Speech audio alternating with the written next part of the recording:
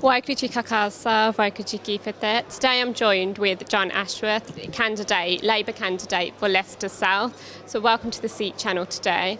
First question I'd just like to ask you is about immigration. It's in the news, it's in the papers, it's a huge concern for everyone. But Leicester itself has benefited hugely from immigration. We've got ethnic minorities setting up businesses, putting into the economy.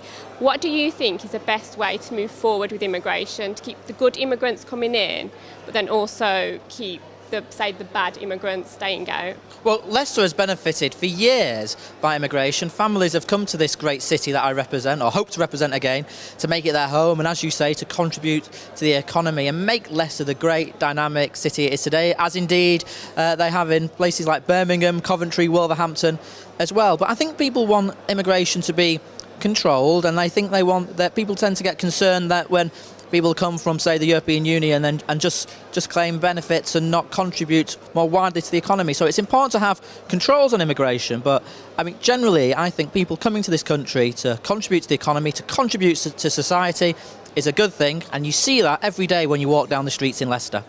Would you say that there are good and bad immigrants? I don't want to divide people up like that at all. I don't think that's the right approach.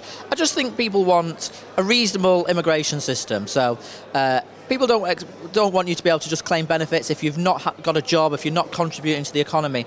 People who want to come here to work, to improve their lives and their families' lives, that is a good thing. But people should be contributing. As indeed, the families that came to Leicester 40 years ago, 50 years ago, and made Leicester their home, contributed to Leicester.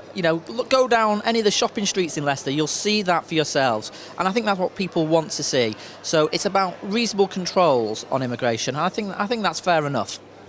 How are we going to control the benefits? So when people come to the country and claim benefits, how are we going to start controlling that? Well, the Labour Party have said that there'll be a 2-year freeze on the ability for people to claim benefits for people coming from the EU. Of course, there's already stricter controls on people coming on benefit claims for people coming from outside of the EU anyway. So that's what the Labour Party are talking about. But the other thing I want to say is that because of the way the Conservatives have been really strict or really clamped down on some of these issues, we're getting less students from India coming to study in Leicester in the United Kingdom. I mean, that can't be a good thing. We want students from countries like India to come to Leicester and to come to other cities in the UK. So you've got to look at this in the round, and you've got to be very sensible and rational.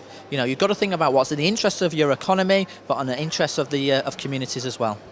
The Labour Party have said that they want to raise the national minimum wage, which will benefit many people which are struggling. But what about the small businesses that are struggling as it is, struggling to pay staff as it is? Yeah.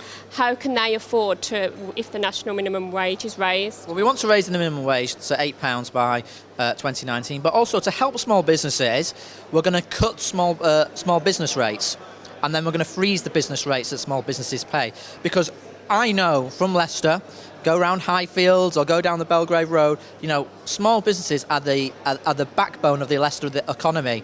And I want to support small businesses. I want to see more small businesses opening up. So that's why we're going to cut small business rates for small business. So that would be something to help small businesses. Okay. And traditionally, Sikhs have voted Labour. Do you feel that Labour have took the Sikh votes for granted?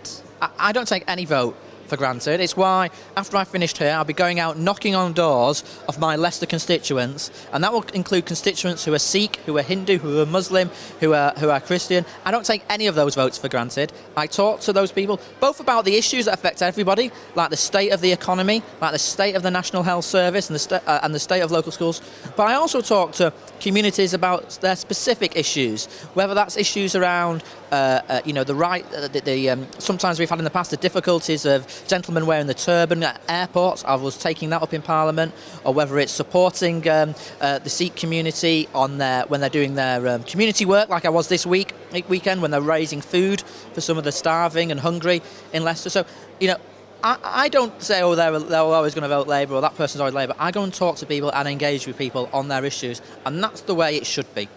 Okay, and how important is the Sikh vote? Well, the Sikh vote is very important, but let me put it in a slightly different way. Everybody's vote is important, and my big message to people on watching Sikh Channel tonight is, look, just go out and vote. Go out and vote. I want you to vote for me. I want you to vote for the Labour Party. But just go out and vote, because people died for the vote. There was a time when women didn't have the vote. So please go out and vote. Please vote Labour. But if you're not going to vote Labour, just vote, because it's so important. Okay, thank you very much.